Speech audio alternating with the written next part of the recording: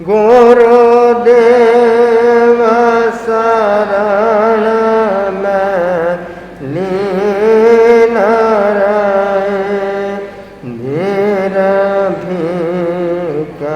धर्म की बाट बहे, अविचल दीन सत्य अहिंसा का दुनिया को सुपथ दिखाए। हम महावीर तुम्हारे चरणों में श्रद्धा कुसुम चढ़ाए। हम प्राणी प्राणी समैत्री सजे, श्याम सर अभिमान तजे, कहानी करनी एक सार बना, तुलसी तेरा पथ पाए। हम महावीर तुम्हारे चरणों में श्रद्धा के कुसुम चढ़ाए।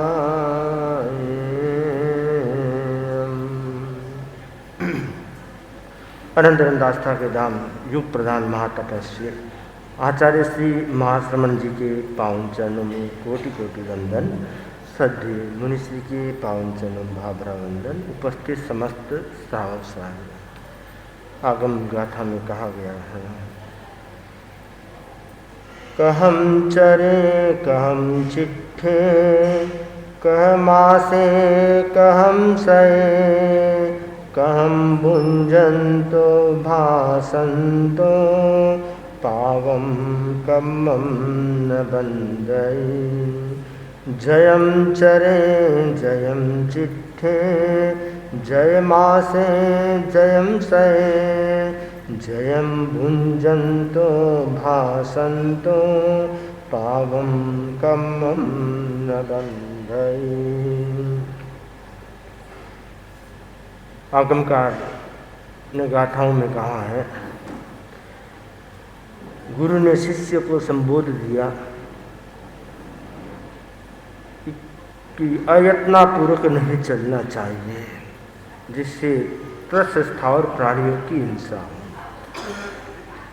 शिष्य ने वापिस जिज्ञासा की, गुरुदेव प्रभु भगवान कैसे चले, कैसे खड़ा हो, कैसे बैठें, कैसे सोए, कैसे खाएं, कैसे बोलें, जिससे पाप कर्म का बंधन न हो। दीक्षा के बाद प्रथम शिक्षा बोध दिया जाता है कि जीवन की जो दैनंदिन चर्या है उसको कैसे किया जाए। चलना तो जरूरी है, साधु बन गया तो भी चलना पड़ेगा, खाना भी जरूरी है, जीवन चलाना है तो, साधना करनी है तो, बैठना भी जरूरी है, सोना भी जरूरी है, चर्या तो क्रिया तो सारी करनी है। तो गुरु ने कहा कि क्रिया तो करनी है पर कैसे करनी है ये बोध जरूरी है। तो कहा गया कि कैसे चले, कि यतना पूर्वक चले। यतना पूर्वक, यतना शब्द जैन पारिभाषिक शब्द है, मारवाड़ी में जिसे जैना शब्द कहा जाता है, जैना रखो, जैना, यतना, हिंदी में यतना, यतना रखने वाला क्रिया करता हुआ भी उससे हिंसा से बच जाता है।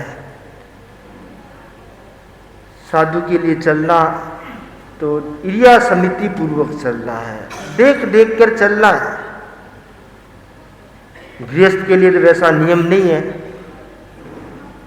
हम देखते हैं बहुत सारे गृहस्थ ढंग से देखते नहीं और चलते रहते हैं। पाँव के नीचे चींटियाँ आ रही है, पाँव के नीचे हरियाली आ रही है, पाँव के नीचे काई आ रही है, उनको बोध ही नहीं है। तो वो अनावश्यक हिंसा का निमित्त बन जाते हैं, हिंसा के कारण बन जाते हैं। अगर वही देख देख कर चले तो इन सब चीजों को टाला जा सकता है। चींटी आ रही है तो चींटी रहित स्थान है, वहां पांव रखा जा सकता है। तो अनावश्यक आपका तो पांव गिरेगा, उसके प्राण जाएंगे।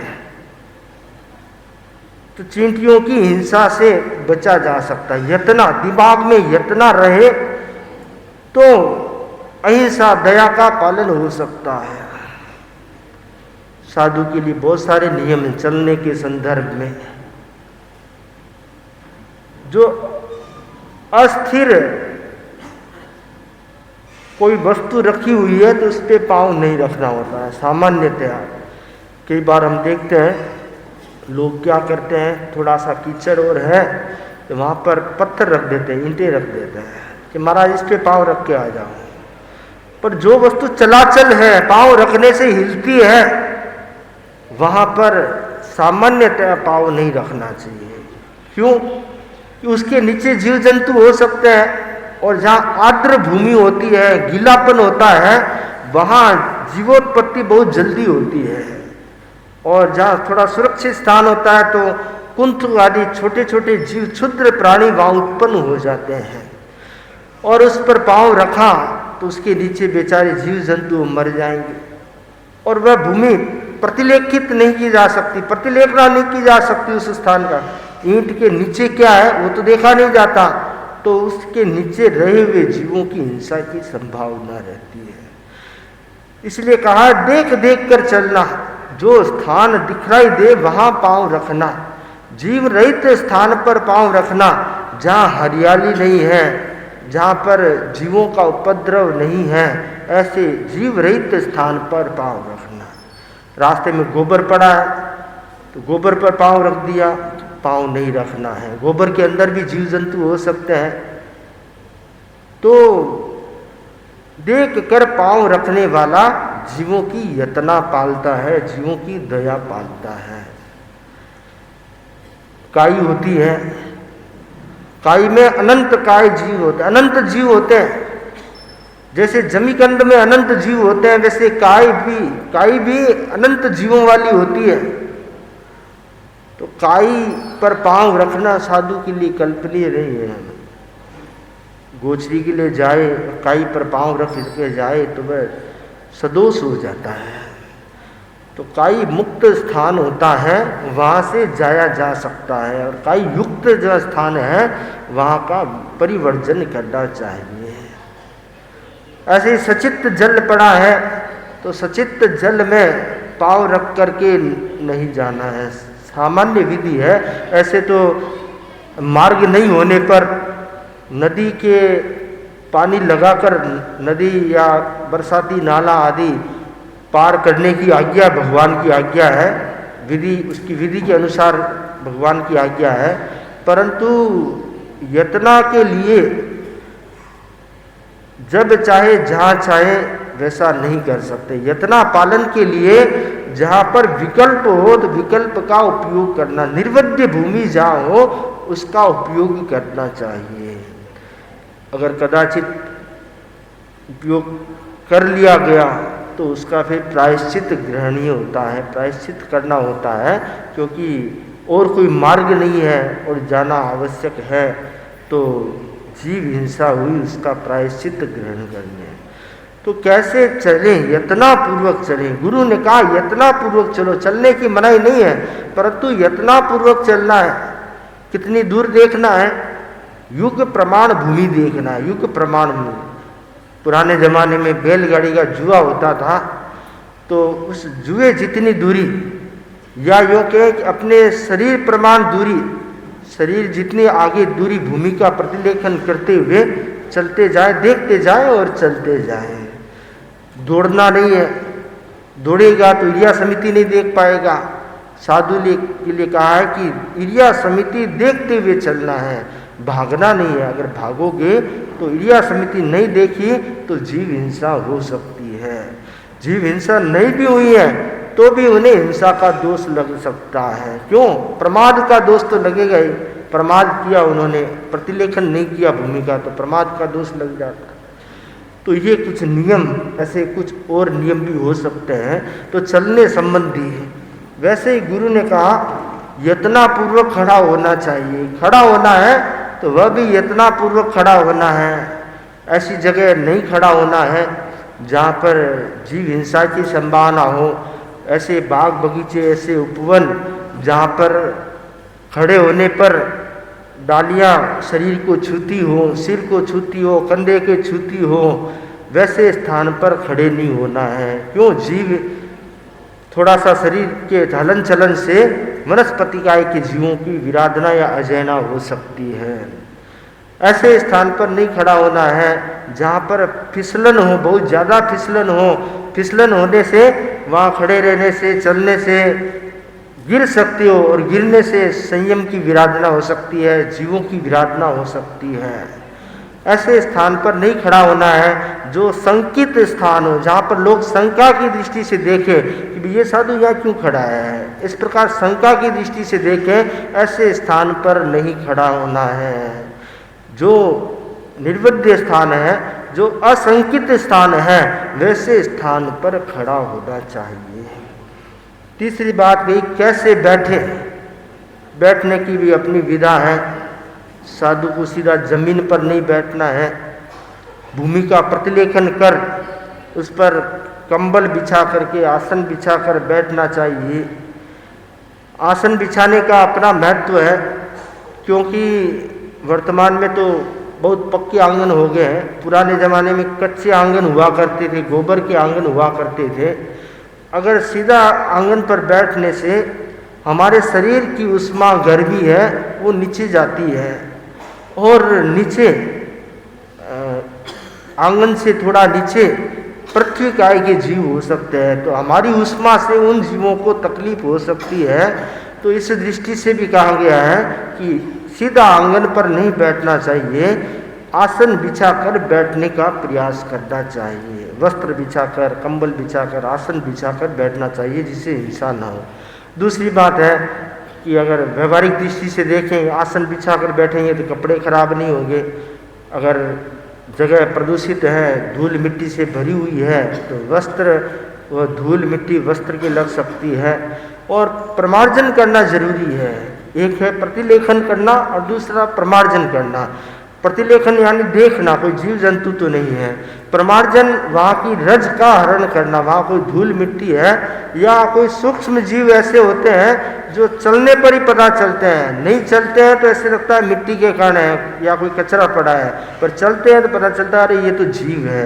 तो प्रमार्जन कर लेने से अगर कोई जीव हो तो वह भी साइड में हो जाता है और उसकी अयत्ना नहीं होती है, और फिर आराम से वहाँ पर बैठकर अपना स्वाध्याय, ज्ञान ध्यान आदि किया जा सकता है। तो यत्ना पूर्वक बैठना भी बहुत महत्वपूर्ण है। जीव हिंसा से बचने के लिए यत्ना बहुत जरूरी है। कैसे सोएं? सोना भी यत्ना पूर्वक है। रात को सो गए, सोते समय भूमि का प्रमार्जन कर आसन बिछाए, आसन पर सोए। अंधेरा है, बहुत जगह अंधेरा होता है, तो अंधेरे में करवट लेना है तो प्रमार्जन कर लेना है। पूंजनी पास में, साधु के लिए कहा गया है कि रात्रि में पूंजनी पास में रहे। उगा तो रहता ही है, पूंजनी भी पास में रहे। किस लिए? कि रात को उठना होता है, करवट बदलना होता है, तो पूंजनी से प्रमार्जन करके। नहीं तो कई बार सोए हैं और कोई जीव पीछे आकर बैठ गया। कभी बरामदों में सोना होता है, कभी गाँव में, जंगलों में, ऐसे स्थानों पे रहना होता है, तो वहाँ की आसपास का पता नहीं होता है, तो कोई जीव जंतु आकर बैठ जाते हैं। कई बार कुत्ते की जात आकर बैठ जाती है, तो कुछ भी संभव हो सकता है। तो प्रतिलेखन और प्रमार्जन, रात को अंधेरे में उठना होता है तो प्रमार्जन करके उठना होता है। तो सोने के समय पूंजनिका पास में होना आवश्यक है। तो सोते समय भी यतना होनी चाहिए, यतना पूर्वक सोने का प्रयत्न होना चाहिए। मुनिषी प्यार है। पाणी शीतल चंद सीधाल हो प्रभु उपशम रस जन सांभल्या मीट कर्म भरम मोह जाल हो प्रभु चंद जीनेश्वर चंद जी सा हो प्रभु सूरत मुद्रा सोहनी वारो रूप अनूप विशाल हो प्रभु इंद्र सचिजिन निरखता ते तो तृप्त न होवे निहाल हो प्रभु चंद जीनेश्वर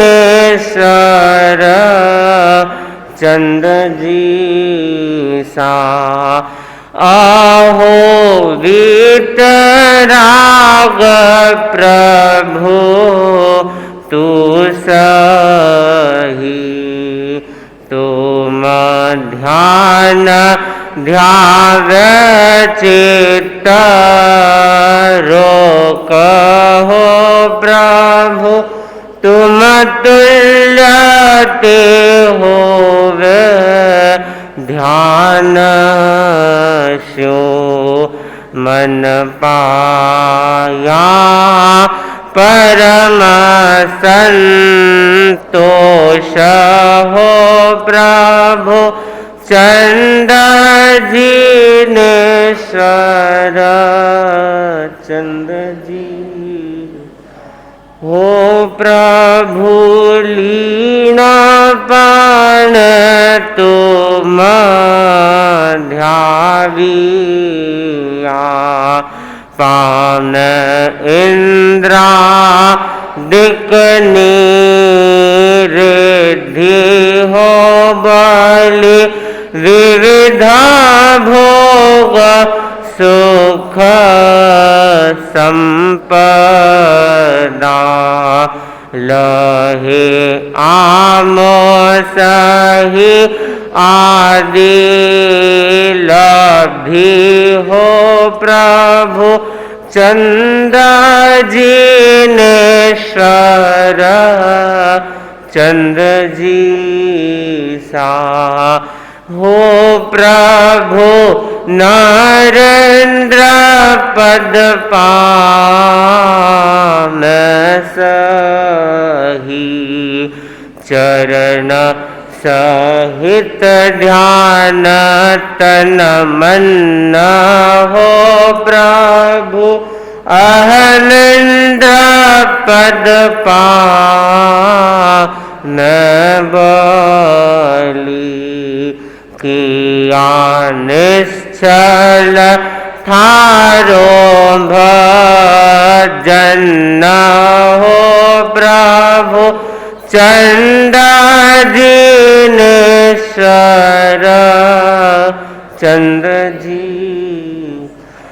हो प्रभु शरण आयो तुझ साहिबा तुम ध्यान धरो दीन रन हो प्रभु तुझ मिलवा मुझ मन उमा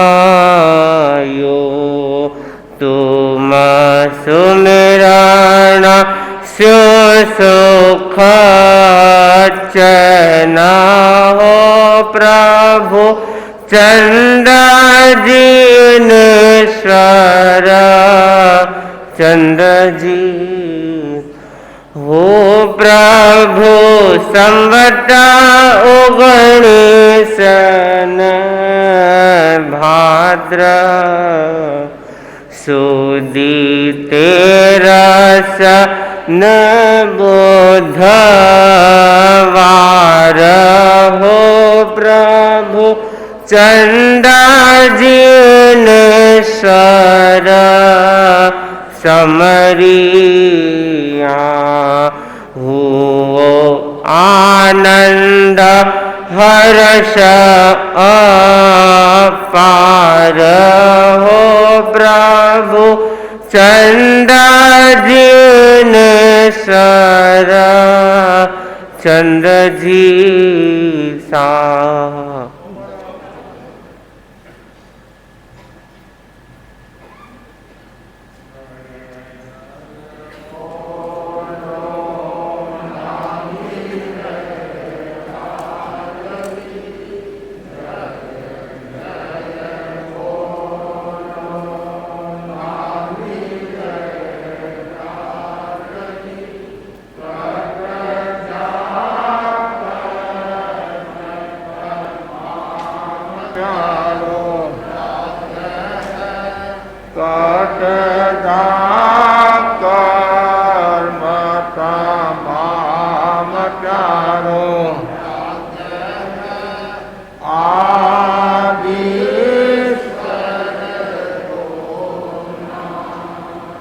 अहिंसा के अवतार भगवान महावीर स्वामी के श्री चरणों में कोटि से वंदन। युग प्रदान आचार्य श्री महासमुद्र के श्री चरणों में कोटि से वंदन। मुनिवृंद, उपस्थित धर्म प्रेमी भाइयों बहनों, दैनिक प्रवचन के अंतर्गत आज का विषय है श्रेष्ठ है जो जीवन। प्रभु महावीर की वाणी है, मानुषं खलु सुदुर्लभ। अध्यात्म की संगोष्ठी चल रही थी। गुरु ने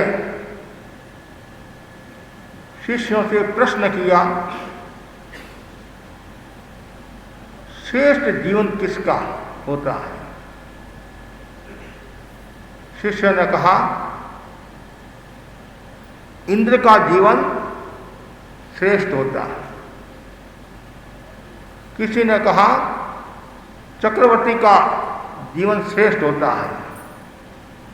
किसी ने कहा प्रधानमंत्री का जीवन श्रेष्ठ होता है। किसी ने कुछ कहा। फिर कहा जो पंचेंद्रीय प्राणी है उनका जीवन श्रेष्ठ होता है। गुरु ने कहा इंद्र का जीवन श्रेष्ठ नहीं होता है, चक्रवर्ती का जीवन भी श्रेष्ठ नहीं होता है। पंचेंद्रीय जीव में भी जो तिर्यंश है उनका जीवन भी श्रेष्ठ नहीं है। क्यों नहीं है? उनके पास में मस्तिष्कीय शक्ति नहीं है। और तो देवता तो श्रेष्ठ जीवन वाले होते हैं, उनके पास में त्याग की चेतना नहीं होती है, इसलिए उनका जीवन श्रेष्ठ नहीं होता है। तो श्रेष्ठ जीवन किसका होता है? कि श्रेष्ठ जीवन मनुष्य का होता है।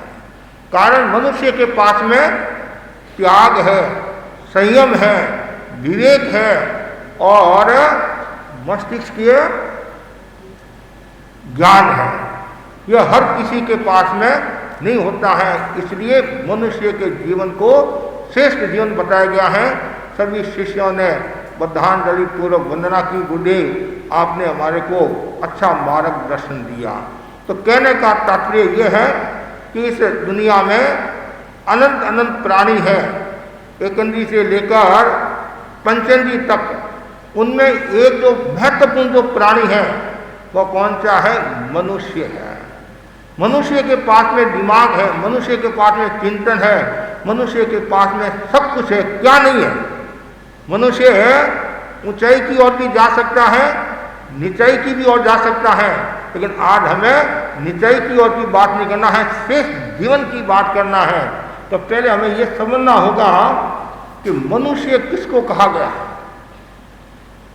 बहुत सुंदर कहा गया है, मत्वा हिता हितं ज्ञात्वा कार्याणि सिद्ध्यन्ति इति मनुष्या, अर्थात जो अपने हित अहित का विचार करके काम करते हैं, ये मनुष्य हैं। ये मनुष्य का शाब्दिक अर्थ है और व्यवहार में नारक तिर्यन देवताओं से जो भिन्न आकार प्रकार के प्राणी हैं, ये मनुष्य कहलाते हैं। और उनका जो निवास है वह स्थान प्राय मध्य लोक में है और तथा कुछ नीचे लोक में भी है। मनुष्य कहाँ कहाँ रहते हैं? सामान्यतया अढ़ाई द्वीप 15 क्षेत्रों में मनुष्य रहते हैं। ऐसे गंगाचारण विद्याचारण मुनि बाहर भी लब्धि के बल पर जाते हैं, नंदीश्वर द्वीप आदि क्षेत्रों में जाते हैं, या फिर देवता के सेवक से कोई मनुष्य अढ़ाई द्वीप के बाहर जा सकता है। सामान्यतः अढ़ाई द्वीप 15 क्षेत्रों में मनुष्यों का निवास है। 45 लाख योजन ये जो अढ़ाई द्वीप 15 क्षेत्र, ये मनुष्य लोक कहा गया है। मध्य लोक को मनुष्य लोक भी कहा गया है, समय क्षेत्र भी कहा गया है। समय क्षेत्र भी कहा गया है। समय का ज्ञान अढ़ाई द्वीप 15 क्षेत्रों में ही है, उसके बाहर समय का ज्ञान ही भाई 1 बजे है, 2 बजे है, ऐसे है। लेकिन वहाँ ज्योति चंद्रमा है, लेकिन वो स्थिर है अढ़ाई द्वीप के बाहर। तो मनुष्य 3 प्रकार का भी है, 2 प्रकार का भी है। सन्नी असन्नी 2 प्रकार के हो गए। जिसके मन होता है वे जीव सन्नी कहलाते हैं, और जिसके मन नहीं होता है वे जीव असन्नी कहलाते हैं। और मनुष्य 3 प्रकार का भी बताया गया है, कर्म भूमि, अकर्म भूमि और 56 अंतर्द्वीप। अब कर्म भूमि से क्या तात्पर्य है? असी मसी कृषि का जहाँ व्यापार होता है, जहाँ कर्म किया जाता है, साधना की जाती है, त्याग तपस्या आदि की जाती है, वह क्षेत्र कर्म भूमि। और कर्म भूमि वाले मनुष्य ही मोक्ष में जाएंगे, और कर्म भूमि वाले मनुष्य मोक्ष में नहीं जाते हैं। कर्म भूमि में जम्बूद्वीप, धारती खंड, अर्थ पुष्कर, भरत, ऐरावत, महावीर क्षेत्र। तो ऐसा बताया गया है। जम्बू द्वीप में 7 क्षेत्र हैं। सबसे पहले भरत क्षेत्र है, और उससे उत्तर की तरफ क्रमशः हेमवत, हरि, महावीर, देवकुरु, उत्तर कुरु, हिरण्यवत, रम्यक और ऐरावत क्षेत्र है। और 7 क्षेत्रों को एक दूसरे से अलग करने वालों पूर्व पश्चिम लंबे 6 पर्वत हैं, जो वशधर पर्वत कहलाते हैं। और जो अकर्म भूमि, 30 अकर्म भूमि है, देवकुरु, उत्तर कुरु, हरिवास, रम्यवास, हेमवय, अरुणवय। और 56 अंतर्द्वीप भी है। लवण समुद्र के कुछ भाग में यह जीव है, मनुष्य रहते हैं। और उसके बाद में असन्नी जो मनुष्य होते हैं। असन्नी मनुष्य किसको कहते हैं? जो मनुष्य के मल मूत्र आदि में जो पैदा होते हैं। 14 स्थानकिया, पुरानी बहनों को तो संभवतः जानकारी हो सकती है, नई बहनों को संभवतः कम जानकारी है। 14 स्थानकिया क्या है? तो बताया गया है, मल, मूत्र, कप, खेल, वमन, पित्त, पीव, लोई, वीर्य, परित्यक्त वीर्य के पुद्गर, मृत कलेवर, स्त्री पुरुष का संयोग, नगर का गंदा पानी और सर्व अशुचि स्थान, ऐसे 14 स्थानों में एक मुहूर्त के बाद उत्पन्न होने वाले जीव समुचिम मनुष्य कहलाते हैं। इसलिए आपको बार बार कहा जाता है, हमारे साधु साधुओं को भी कहीं भी कब थूकना है तो उसके ऊपर रेत देना, और पेशाब आदि भी पड़ते ऐसे स्थान पर कि वो 48 मिनट के भीतर भीतर सूख जाए, या फिर वो से जो हमारी विधि है। नहीं तो क्या होता है, उसमें जीवोत्पत्ति की संभावना रहती है, जीवोत्पत्ति की संभावना रहती है।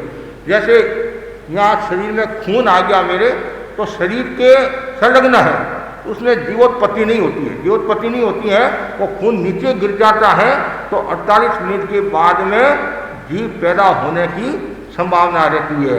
तो इसलिए बार बार कहा जाता है कि ये विवेक रखना चाहिए और इस हिंसा से बचना चाहिए। और आप कहेंगे कि इनको असली मनुष्य क्यों कहा जाता है? इसलिए कहा जाता है मनुष्य के मलमूत्र में पैदा होने के कारण इनको असली मनुष्य कहा गया है। और इनके 5 इंद्रियां होती है। मजे की बात क्या है, 5 इंद्रियां होती हैं और 3.5 पर्याप्तियां होती है और 7.5 प्राण होते हैं। श्वास लिया उच्छ्वास नहीं, श्वास लिया उच्छ्वास नहीं, इसलिए श्वासोच्छ्वास आधा गिना जाता है। और उसके बाद में इनकी जो अवगाना होती है, आंगुल के असंख्यात भाग जितनी अवगाना होती है। और फिर मनुष्य 2 प्रकार के और बताए हैं, आर्य मनुष्य और अनार्य मनुष्य। आर्य जैसे जाति कुल आदि से ऐसे जो म्लेच्छ जाति के लोग होते हैं और जिसमें धर्म की शिक्षा नहीं होती है, वे जीव अनार्य कहलाते हैं, म्लेच्छ आदि कहलाते हैं। तो आर्य और अनार्य भूमि के बारे में बताएं। 25.5 जो देश है वो आर्य क्षेत्र वाले, 25.5 देश, बाकी सब अनार्य वाले हैं। तो पहले आपको पता होगा कुछ क्षेत्रों को भारत में भी अनार्य माना जाता था। पहले हमारे साधु साधी दक्षिण नहीं जाते थे, कलकत्ता नहीं आते थे और क्षेत्रों में नहीं जाते थे, और बड़ी प्रश्नोत्तरी चली। और फिर आचार्य कालमुनि राज ने इस पर चिंतन किया तो सर्वप्रथम खानदेश मराठवाड़ा में हमारे मुनि घासीराम जी स्वामी को भेजा, बम्बई में मुनि सूरजमल स्वामी को भेजा, पूना में मुनि कानमल स्वामी को भेजा। ऐसे फिर गुरुदेव तुलसी ने तो पूरा एक तरह से भारत खोल दिया, कलकत्ता तक पधार गए, गुवाहाटी कलकत्ता। तो ये इसके पीछे कारण था। उसमें एक तो रास्ते भी नहीं थे, दूसरी बात है कि धर्म से लोग परिचित नहीं थे, अनार्य जैसे कर्म करने वाले थे। फिर सुविधा हुई, हमारे श्रावक यहाँ बसने लगे और वो लोगों को समझाने लगे, तो धीरे धीरे रास्ता खुला। और फिर गुरु की जैसी आज्ञा होती है। तो ये आर्य क्षेत्र अनार्य क्षेत्र। तो आज ऐसे क्षेत्र हैं, भारत में भी ऐसे क्षेत्र हैं जहाँ साधु साधुओं का विचरण नहीं होता है, कुछ रास्ते नहीं हैं, कुछ और बातें हैं। तो कुल मिलाकर जहाँ धर्म के संस्कार है, व्यवहार के संस्कार है, वे आर्य क्षेत्र कहलाते हैं। जहाँ धर्म आदि के संस्कार नहीं है, वे अनार्य क्षेत्र कहलाते हैं। और मनुष्य की जो स्थिति है, उत्कृष्ट मनुष्य की स्थिति कितनी है?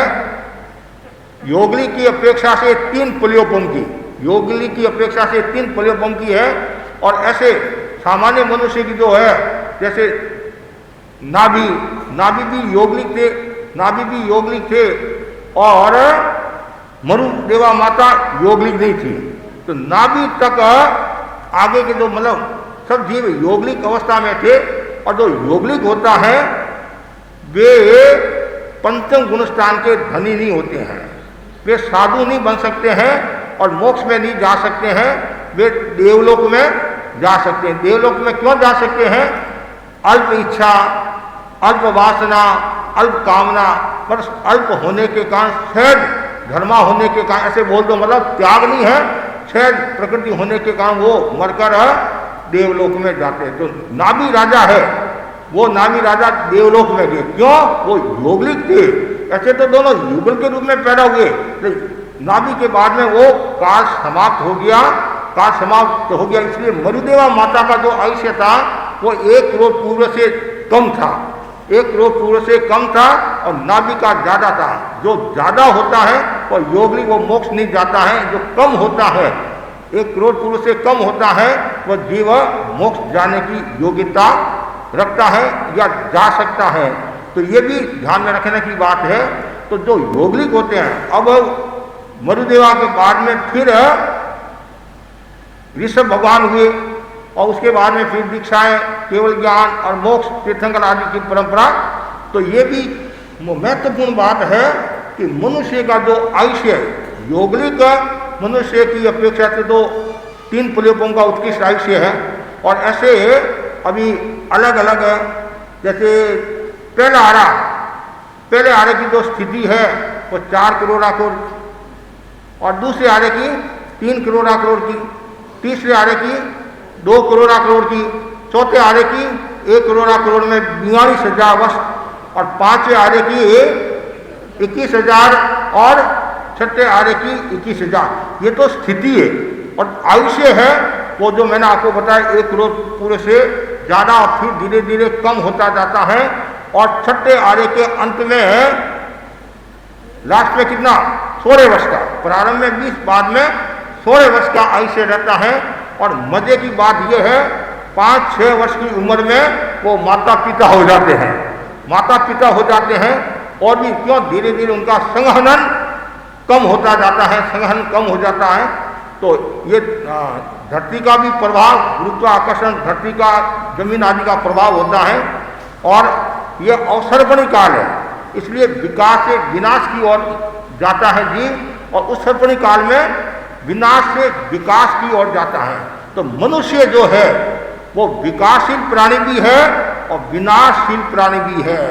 आचार्य महासमुद्री के शब्दों में आचार्य महासमुद्री ने फरमाया था, मेरे को यदि कोई पूछे इस दुनिया में सबसे बढ़िया प्राणी कौन सा है, तो मैं बताऊंगा इस दुनिया में सबसे बढ़िया प्राणी मनुष्य है।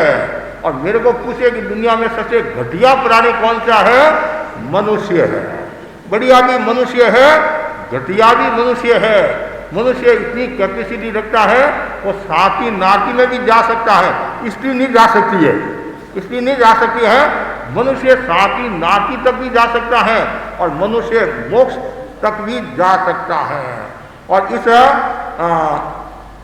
अवसर्पणी काल में सर्वप्रथम मुक्ति के दरवाजे मरुदेवा माता ने खोले और ताला किसने लगाया, जम्मू कुमार जी ने, ऐसा कहा जाता है, इतिहास में कहा जाता है। तो मनुष्य वो पावरफुल आदमी है और यदि वो धारे तो सब कुछ प्राप्त कर सकता है। अब प्रश्न खड़ा होता है कि मनुष्य बनता कौन है। हर प्राणी को मनुष्य बनता नहीं है। आज भी अनंत ऐसे प्राणी हैं जिन्होंने मनुष्य भाव को प्राप्त नहीं किया है। कि जीव 2 प्रकार के बताए, व्यवहार राशि और अव्यवहार राशि के। जो अव्यवहार राशि में आज भी अनंत प्राणी ऐसे हैं जिन्होंने व्यवहार को नहीं देखा, मतलब वो अभी पृथ्वी काय में भी नहीं आए हैं, अब काय में भी नहीं आए हैं। और तो फिर मनुष्य की बात तो बहुत आगे की होती है, लेकिन हम सब सौभाग्यशाली हैं कि हमें मनुष्य का जन्म मिला है। तो प्रश्न खड़ा होता है मनुष्य का जन्म कैसे प्राप्त हुआ। आगमकार कहते हैं 18वें सूत्र में 4 कारण बताए। कितने कारण बताए हैं? सबके 4 कारण हैं। नरक के भी 4 कारण हैं, तिरंज के भी 4 कारण हैं, मनुष्य के भी 4 कारण है। मनुष्य गति को शुभ गति माना है, प्रशस्त गति माना है। और सब गतियों में सर्वश्रेष्ठ जो गति है वह मनुष्य गति। क्यों? त्याग की क्षमता मनुष्य में है। ऐसे तिरंज के जीव भी त्याग करते हैं, लेकिन वो पूरे उनके त्याग नहीं होते, अंश में त्याग होते हैं। तो अब सबसे पहले जो प्रकृति से सरल होता है, कौन? जो प्रकृति से सरल होता है वो आत्मा क्या बनती है? मनुष्य बनती है। महानता का और मानवता का विशिष्ट जो गुण है वह सरलता है। और सरलता का अर्थ क्या है? सहजता और कृत्रिमता, कोई बनावट नहीं, मिलावट नहीं, कुछ नहीं। और सबसे महत्वपूर्ण बात है सरल, इसमें कोई मात्रा भी नहीं है। सरल मात्रा नहीं है, आ की, ई की, बड़ी ई की कोई मात्रा नहीं है। इसलिए जो सरल होता है तो उसकी गति भी सरल होती है।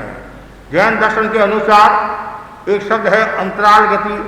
अंतराल गति ऋजु और वक्र। जो ऋजु गति वाला होता है वो एक समय में पहुंच जाता है। जो वक्र गति वाला होता है तो 2, 3, 4 समय लगता है। तो कितना सुंदर कहा है, सरल जनों की सरल गति, वक्र जनों की वक्र। जो सरल आत्मा होती है उसकी गति भी सरल होती है, और जो वक्र होते हैं उसकी गति भी वक्र होती है। तीर सीधा जाता है, चक्र घूमता रहता है। तो इसलिए व्यक्ति को क्या होना चाहिए, सरल होना चाहिए। और जो जितना ज़्यादा सरल होगा वो उतना ही शुद्ध अवस्था को प्राप्त होगा और मनुष्य गति को प्राप्त होगा। मरुदेवा माता के बारे में बताया जाता है, उनकी आत्मा कितनी सरल थी, कितनी निर्मल और पवित्र। वो तो भरत को कह रही है, मेरा बेटा कहाँ है? सुन सुन रे भरत मोरी बात, बकद आवसी। वो तो खोज के लिए गई और हाथी के होदे पर, और जब वो समोसरण आदि देखा, चिंतन बदला, भावना बदली, परिणाम क्या आया? सिद्ध बुद्ध मुक्त हो गए। कभी कभी आप भी सोचते महाराज साधुपना लेने की आवश्यकता नहीं, हम भी हाथी के होदे पर बैठे बैठे मुक्त चले जाएंगे, कोई कष्ट देखना नहीं, विचार करना नहीं। अभी हाथी के होदे पर नानी का घर नहीं है, तो दही बाटिया मिल जाए। ऐसे भी सिद्ध अवस्था को प्राप्त नहीं होता है। जो सीधा होता है वह सिद्ध होता है, जो टेढ़ा होता है वह सिद्ध नहीं होता है। और व्यवहार में भी देखो आप, यदि कोई व्यक्ति टेढ़ा है, शरीर से टेढ़ा है, तो उसके चलने में भी कठिनाई आती है, सगाई सुखमण में भी कठिनाई आती है, आती कि नहीं आती है? तो अब व्यवहार में भी टेढ़ापन काम का नहीं है। कभी कभी महाराज इसको सीधा कर लो आप, कभी डॉक्टर के पास जाते, इसकी आंख टेढ़ी है, अभी इसकी आंख सीधी कर लो। तो सीधा का अपना मूल्य होता है। और पत्नी भी अपने पति को क्या कहती है? बांका रही बालमा बांका वनका होए, पति रे बांका रहना, टेढ़ा रहना, टेढ़ा रहना, नहीं तो ये लोग आपको बाजार में बेचकर खा जाएंगे। तो संसार में वो चल सकता है, लेकिन आत्मा की दृष्टि से नहीं चलता है। जिसकी आत्मा सरल है वो आत्मा सिद्ध मुक्त होती है। और ऐसे भी देखो, लकड़ी होती नहीं, वृक्ष जंगल में जो टेढ़े मेढ़े वृक्ष होते हैं उनको जल्दी से काटते नहीं। क्यों? ये जो दरवाजा बनते नहीं, मकान जो दरवाजा, वो सीधी लकड़ी के ही दरवाजा बनते हैं। और ध्वज जो फहराया जाता है, ध्वज जो फहराया जाता है, सीधी लकड़ी में ही ध्वज फहराया जाता है, टेढ़ी लकड़ी में ध्वज नहीं फहराया जाता। तो फिर जिसकी आत्मा सरल होगी वहाँ ही धर्म का निवास है। गौतम स्वामी ने भगवान महावीर से प्रश्न किया नहीं, क्या प्रश्न किया? भगवान धर्म का निवास कहाँ है? तो भगवान ने ये नहीं कहा कि डिविनिटी में है, भिक्षु विहार में है, या कलकत्ता में है, या मुंबई में है, या सूरत में है। भगवान ने कहा जिसकी आत्मा सरल है, सोई उज्ज्वल भूय से धम्मो शुद्ध से चित्ती। जिसकी आत्मा सरल है वहाँ धर्म का निवास है। इसलिए आत्मा को सरल, कभी भी दाग पेश नहीं करना। कुछ लोग दाग पेश करते हैं, वो राजी होते हैं कि मैंने इसको ठग दिया। अरे 100 दिन सोनार की 1 दिन लुहार की होती है नहीं, कहते 100 दिन सोनार की 1 दिन लुहार की। पाप छिपाया ना छिपे, छिपे तो मोटा भाव, दाबी डूबी नारे युही लपेटी आग। इसलिए हमेशा सरल। और आगमकार कहते हैं प्रायश्चित कौन कर सकता है? जिसकी आत्मा सरल होगी वही प्रायश्चित कर सकता है। तो आवश्यकता है सबसे पहले हम सरल बने। सरल जनों की सरल गति, मतलब गति आपको अच्छी गति पाना है तो सबसे पहला जो बताएगा बिंदु है वो है सरलता। जितनी ज़्यादा सरलता होगी उतना ही आपका विकास होगा। और यदि आप सरल नहीं हो तो आपका विकास होने वाला नहीं है। दूसरा जो बताया है, जो प्रकृति से विनीत है, कितना सुंदर है, विनीत, वो जरूरी है। आज घर परिवार में भी सरलता की आवश्यकता है और घर परिवार में भी विनय की आवश्यकता है। और जो व्यक्ति जितना ज़्यादा विनयवान होगा वो उतना ही ऊंचाई को प्राप्त होगा, महानता को प्राप्त होगा, शक्ति को प्राप्त होगा, संपदा को प्राप्त होगा, और उसके पास में विद्या आएगी। और जो अकड़ में रहता है तो विद्या भी चली जाती है। झुकता वही है जिसमें कुछ जान है, अकड़पन तो खास मुर्दे की पहचान है। जो झुकेगा वह पाएगा। नमे सो आंबा आंबली, नमे सो दारम दाग, एरन बिचारा क्या नमे जाकी ओछी जा। कितना सुंदर का है। जो उच्च जाति के होते हैं वे व्यक्ति झुक सकते हैं और जो निम्न जाति के हैं, निम्न विचार वाले हैं, वो व्यक्ति कभी भी झुक नहीं सकते हैं। इसलिए झुकना सीखो। आप लोग झुकाना जानते हैं, झुकना नहीं जानते हैं, तभी समस्या आती है कि झुक। अरे तुम खुद ही झुक जा, समस्या का समाधान हो जाएगा। महाराज मैं समस्या का समाधान चाहता ही नहीं हूँ, मैं तो झुकाना चाहता हूँ, तो फिर समाधान कहाँ से मिलेगा? आज साथ वो प्रशिक्षण कार्यशाला भी नहीं प्रवचन के बाद में, तो यदि दोनों झुक जाएंगे तो निहाल हो जाएंगे, नहीं झुकते नहीं है तो समस्या आती है। एक बार की बात है, गुरुकुलवास में, गुरुकुल पुराने समय गुरुकुल होते, गुरुकुल है, गुरु जी के पास में अनेक शिष्य पढ़ते थे। तो दो ब्राह्मण विद्यार्थी गुरु जी के पास में पढ़े, काफी वर्ष तक पढ़े, और पढ़ने के बाद में गुरु जी ने विदाई दी, तुम जाओ अपना कार्य करो। दोनों अपने घर की ओर आ रहे थे और रास्ते में एक पेड़ देखा तो विनीत ने, उनमें एक विनीत था, एक अविनीत था प्रकृति से, नाम तो अलग अलग कुछ भी कह दो। तो विनीत ने सहज भाव से पूछा अपने दोस्त को, भाई ये पेड़ किसका लग रहा है? पेड़ किसका लग रहा है? पुराने समय में लोग खोजी भी होते थे, पेड़ों के आधार पर कहाँ के कहाँ पहुँच जाते थे। हमारे जसोल के एक श्रावक हुए हैं, बाद में मुनि हुए हैं, दीनमल्ली स्वामी मुद्दामल्ली महाराज के पिताजी थे मुनि गणेश मल्ली स्वामी। तो कहीं भी साधु यदि विराजे हुए हैं तो वो पगों के खोजी थे, उनके आधार पर वहाँ पहुँच जाते थे, आधार पर मतलब खोजी थे। और मुनि खेसी स्वामी का, गणी राजी स्वामी का उदाहरण आता है। तो संतों ने वो संतों के पास से पात्रान कपड़े सब ले लिए, तो संतों ने कहा ऐसी बात है तुम जाओ और मैं जाता हूँ। वो खोजी थे कि इधर पैर पड़े हैं, उन पैर के आधार पर वो चोर के घर पहुँच गए, चोर के घर पहुँचे, वो भी देखते रह गए। फिर जो बात करनी वो बात करके फिर दो चीज नहीं दी, एक तो पात्रा नहीं दिया और एक चित्र नहीं दिए। तो संतन का पात्रा को क्या करेगा कि पात्रा मेरे काम आएगा, बड़ा नहीं तो मैं भैंस को बाटा डालूंगा, भैंस को बाटा डालने में काम आएगा, और चित्र मेरे बच्चे चित्र देखेंगे, बाकी का सारा सामान लेकर आ गए कि वो खोजी थे। तो ये होता है। तो ये किसके पैर है? जो दूसरा दोस्त था वो बोला ये तो हाथी के पैर है। क्या कहा? हाथी के पैर है। वो बोला भाई हाथी के पैर तो नहीं लग रहे हैं, हथिनी के पैर है, हथिनी के पैर है, और हथिनी के पैर है। और फिर उसके ऊपर राजा की रानी बैठी हुई थी और वो गर्भवती थी और दाहिनी आंख से वो कानी थी और वो पेशाब आदि के लिए नीचे उतरी थी। तो उसके भी पैर देकर कहा कि इसके अभी लड़का होने वाला है। इतनी सारी बातें बता दी। वो रानी कानी है, हथिनी है, गर्भवती रानी है और सारी बात बता दी। तो वो बोला नहीं ये सब झूठ, ऐसा हो ही नहीं सकता, तुम झूठ बोल रहा है। हाँ, हथिनी कानी मतलब हथिनी कानी और ऊपर बैठी रानी बैठी है। तो ये गलत है, कोई बात नहीं। और वो दोनों शहर में गए और वहाँ खुशियाँ मनाई जा रही थी। पूछा क्या बात है कि अभी रानी आई है, थोड़ी देर पहले रानी आई है और उसने पुत्र को जन्म दिया है, राजकुमार को जन्म दिया। ये सारी बातें मिली तो वो मन में उसको गुस्सा आने लग गया, अरे मैं तो मूर्ख हो गया, ये होशियार हो गया सब। फिर है दोनों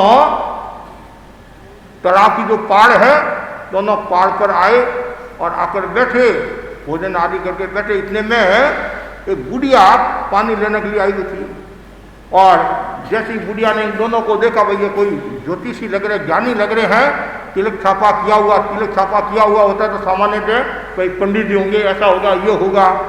तो वो बेचारी बुढ़िया दुखी थी, अभी तक 3 साल हो गए मेरा बेटा आया नहीं, कब आएगा। तो उसने पूछा, जो वो अमीनी था नहीं, उसको वो बोले उससे पहले क्या होता है। इधर तो बुढ़िया ने प्रश्न किया और वो संतुलन बिगड़ा, तो माथा के ऊपर जो घड़ा था नहीं, वो घड़ा नीचे पड़ा और फूट गया। तो वो अविनीत बोला तुम्हारा बेटा मर गया है। ये घड़ा फूटा तो तुम्हारा बेटा ही मर गया। जैसे ये कहा तो उसको आया गुस्सा, नारायण कहीं का ऐसा बोलता। तो वो दूसरा बोला, माँ तुम्हारा बेटा घर आ गया है। तो कैसे? कि देखो घड़ा नीचे गिरा, पानी पानी में चला गया और मिट्टी मिट्टी में मिल गई, तो तुम्हारा बेटा घर आ गया है। और जैसे ही जाती है सब काम छोड़ के फटाफट पहले और घर जाती है और देखती है बेटा माँ आ गले लगे। और फिर माँ ने कहा, बेटा तुम अभी रुक, फिर तुम्हारे से बाद में बात करूंगी। मैं उस पंडित जी को लेकर आती हूँ, पंडित जी को लेकर आती हूँ। और गई, पंडित जी चलो मेरे घर पर, इन मूर्ख को साथ में मत लाना, इस अविनीत को उदंड को साथ में मत लाना। तो भाई साथ तो आएगा, तो कैसा भी हो साथ आएगा। और जैसे ही विनीत को लेकर आती साथ में वो भी आ गया और मोतियों से उसको लग गया, सामान आदि दिया कि आपने बहुत अच्छा ये सब बातें देखी। उसको और गुस्सा आ गया। इसका मतलब है गुरुजी ने पक्षपात किया है। इसको लगता है एक्स्ट्रा कक्षा में ये सब बातें बताई होगी। कभी कभी एक्स्ट्रा कक्षा भी लगती नहीं, तो दोनों वापिस लड़ झगड़ते हुए कहाँ आते हैं, गुरुजी के पास आते हैं। और वो अविनीत था और वह गुरुजी को उल्टा सुल्टा बोलता, पक्षपात करते, ये करते वो करते ऐसा। तो गुरुजी ने कहा, भाई मैंने कब पढ़ा है ये सब बातें? कहीं मैंने पढ़ी? तो फिर ये तो विनय अविनय, विनीत अविनीत की पहचान है। जिसने विनय से ज्ञान दिया उसके पास में सब ज्ञान आ गया, और जिसने विनय से ज्ञान नहीं दिया, अविनय पना रखा, जो है वो भी चला जाएगा। तो इस कहानी का सार यह है कि जो व्यक्ति विनीत होता है वह ज्ञान को प्राप्त होता है। जो विनीत होता है तो उसकी चारों ओर प्रशंसा भी होती है, उसका सम्मान भी होता है। कभी कभी आप कहते हैं महाराज मेरा बेटा बहुत विनीत है, बहुत आज्ञाकारी है, सभा संस्थाओं के बारे में बोलते महाराज बहुत विनयवान है, हाथ हमेशा ऐसे रहते हैं। तो जो विनयवान होता है उसका मूल्य बढ़ जाता है। भारमली स्वामी का उदाहरण ले लो आप, और कितने विनयवान। और भारमली स्वामी तो बहुत आगे, आचार्य महाप्रभु जी को हमने देखा कितने विनयवान थे। जब गुरुदेव तुलसी ने उनको कहा तुम मेरे जैसा बनेगा, तो उन्होंने सहजता और विनम्रता के साथ कहा कि आप बनाओगे तो मैं बन जाऊंगा, बोलो आप। और कभी कभी ऐसा भी देखते हैं, ये ज्ञान किससे पाया है? तो मैंने किसी से नहीं पाया, मैंने खुद ने ज्ञान पाया है। कभी कभी आदमी अहंकार के वशीभूत होकर छोटे आदमी का नाम बताना नहीं चाहता है, कभी नहीं। जहाँ से आपने सीखा है तो विनम्रता के साथ में कहना चाहिए मैंने यहाँ से सीखा है, इन्होंने मुझे ज्ञान दिया है। तो कभी भी मन में अहंकार का भाव नहीं आना चाहिए। और जो विनीत होता है वह मनुष्य योनि को प्राप्त होता है। तीसरा जो बताया गया है, जिसके मन में दया का भाव होता है, यह मानवता का विशिष्ट और सद्गुण है दया। दया बहुत जरूरी है। ऐसे ध्यान से सुना, पशुओं में सहानुभूति नहीं होती है, पशु एक दूसरे के काम नहीं आते हैं, फिर भी पशुओं में अपने बच्चे के प्रति बहुत करुणा का भाव रहता है और बच्चे के प्रति बहुत दया का भाव रहता है। सामान्यतः दया का जो गुण होता है वो मनुष्य में होता है। सामान्यतः दया का गुण मनुष्य में एक दूसरे के काम आता है। किसी को कोई तकलीफ आ जाती है, पीड़ा आ जाती है, कष्ट आ जाता है, क्या करते हैं? सहयोग करते हैं, सहयोग करते हैं। तो दया बहुत जरूरी है। दया सब कोई कहे दया धर्म से थी, दया ओळख न पाची तारी मुकट नदी। तो दया को समझना जरूरी है। आचार्य भिक्षु का ये महत्वपूर्ण सिद्धांत दान और दया, कल रात को हमने तेरापन प्रोफेसर के कार्यशाला में ये बातें बताई थी। तो जरूर दया और दान के बारे में जानकारी करनी चाहिए। और जितनी मन में दया संवेदना का भाव होगा उतना ही आपका व्यक्तित्व बनेगा। और मन में यदि क्रूरता का भाव है तो वहाँ बेईमानी है, धोखाधड़ी है, अनैतिकता है, अप्रमाणिकता है, वहाँ विकास नहीं है। इसलिए जहाँ दया होगी तो वहाँ करुणा का भाव। श्रीमद रायचंद्र ने कहा था नहीं, श्रीमद रायचंद्र किसी को दूध पिला सकता है लेकिन किसी का खून नहीं पी सकता। कितनी गहरी बात है। ऐसे और भी कुछ ऐसे लोग मिल जाएंगे जिनके मन में दया संवेदना का भाव। तो अभी वर्तमान के परिप्रेक्ष्य में हम चिंतन करते हैं तो सूख गई संवेदना, मरी मन की टीस, और कोई रोता नहीं है, एक मरे या 20। पहले तो घर का कोई सदस्य जाता कितना दर्द होता, कितनी पीड़ा होती। आजकल उद्देश्य हमारे को देते महाराज जो आया है वह जाएगा। क्या कहते हैं? जो आया जाएगा महाराज, भगवान ने कहा है आया वो जाएगा, ये बात तो सही है। यदि उस दृष्टि से कहते तो कोई प्रॉब्लम नहीं। यदि आप स्वार्थ के वशीभूत होकर कहते हैं तो फिर रूप दूसरा हो जाएगा। इसलिए हमेशा मन में दया का भाव रखना चाहिए। और अंतिम जो बिंदु बताया है वो है ईर्ष्या से मुक्त रहना, अमत्सर, कोई प्रकार का ईर्ष्या का भाव नहीं रखना चाहिए। तो जहाँ ईर्ष्या है वहाँ फिर सद्गुणों का विनाश हो जाता है। ईर्ष्या का मतलब क्या है? आत्मा को असमानता, दूसरों की आत्मा को असमानता की दृष्टि से देखना। ऐसे तो सबकी आत्मा समान है, चाहे एकंद्रीय जीव हो चाहे पंचेंद्रीय जीव हो, भगवान ने कहा है सबकी आत्मा समान है।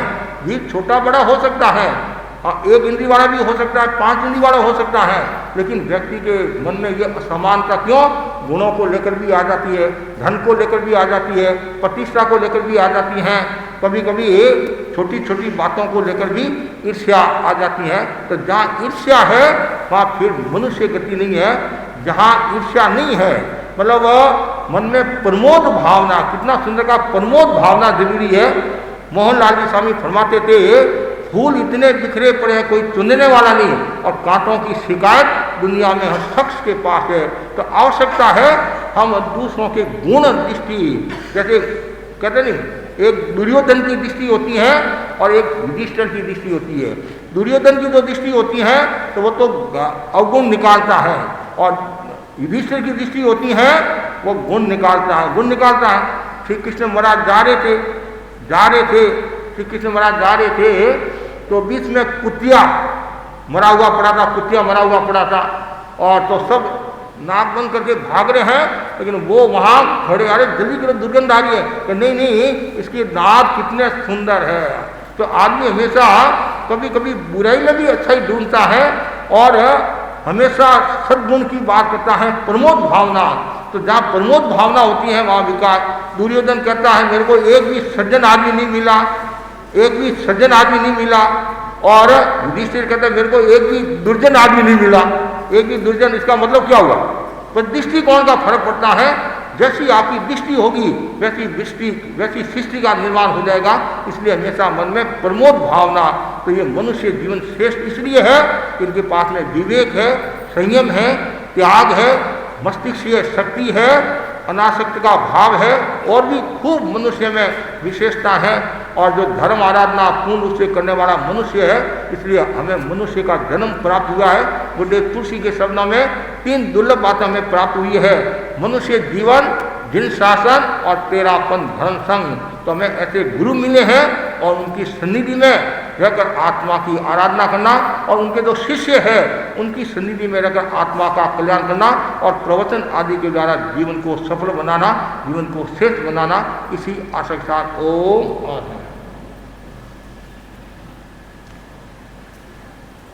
कल जाता